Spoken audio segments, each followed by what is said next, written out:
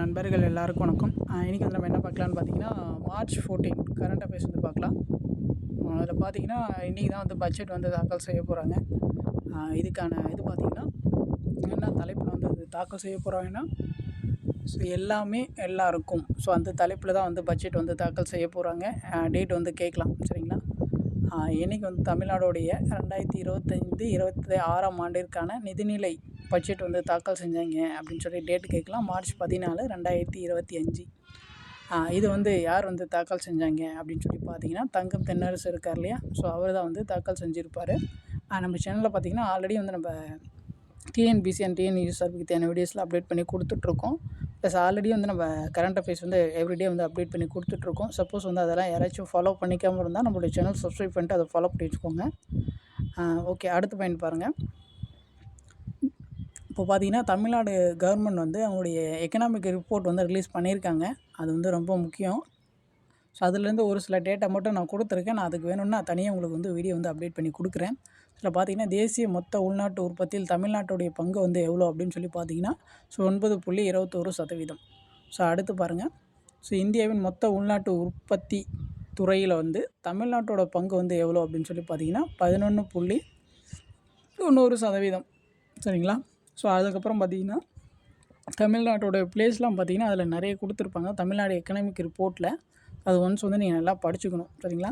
So அதில் இருக்கிற ஒரு முக்கியமான டேட்டாலாம் பார்த்தீங்கன்னா, சமூக முன்னேற்ற குறியீடு மற்றும் உயர்கல்வி மொத்த சேர்க்கை வீதத்தில் தமிழ்நாடு பார்த்தீங்கன்னா ஃபஸ்ட் ப்ளேஸில் இருக்குது. சமூக முன்னேற்ற குறியீடில் வந்து தமிழ்நாடு ஃபஸ்ட் ப்ளேஸில் இருக்குது. அதுக்கப்புறம் பார்த்தீங்கன்னா, ஸோ உயர்கல்வி மொத்த சேர்க்கை வீதத்துலேயும் வந்து தமிழ்நாடு வந்து ஃபஸ்ட் ப்ளேஸில் இருக்குது.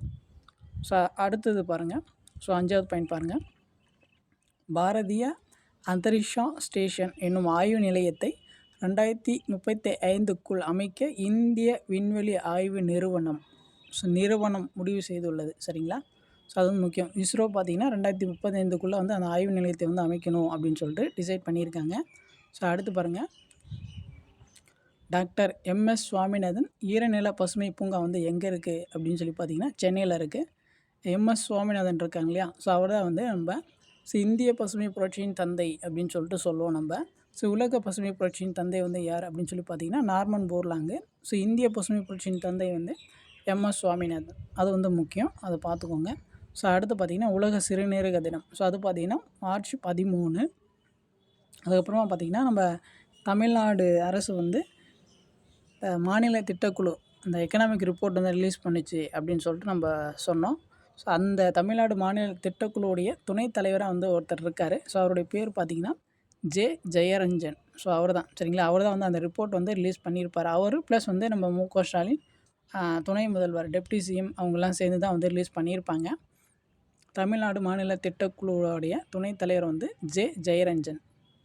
ஸோ அதுக்கப்புறம் பார்த்திங்கன்னா, ஸோ தமிழ்நாடு தனிநபர் வருமானத்தில் பார்த்திங்கன்னா இந்திய அளவில் வந்து 4வது ப்ளேஸில் இருக்குது. தமிழ்நாடு பார்த்திங்கன்னா தனிநபர் வருமானம் ஈட்டுதலில் வந்து 4வது ப்ளேஸில் இருக்குது இந்திய லெவலில். ஸோ இது டேட்டா வந்து ரொம்ப முக்கியம். ஸோ இது எல்லாமே வந்து நீங்கள் நோட் பண்ணி வச்சுக்கோங்க. உங்களுக்கு வேறு ஏதாச்சும் டவுட், ஏதாச்சும் ஃபீட்பேக் இருந்துச்சுன்னா நீங்கள் வந்து கமெண்ட் பண்ணுங்கள். ஸோ நம்ம வந்து ரெஸ்பான்ஸ் பண்ணுவோம். ஸோ இப்போ தான் வந்து நம்ம சேனல் ஃபஸ்ட் டைம் பார்க்குறீங்கன்னா கொஞ்சம் சப்ஸ்கிரைப் பண்ணுங்கள், சப்போர்ட் பண்ணுங்கள், ஃப்ரெண்ட்ஸ்க்கு வந்து ஷேர் பண்ணுங்கள். தேங்க்யூ.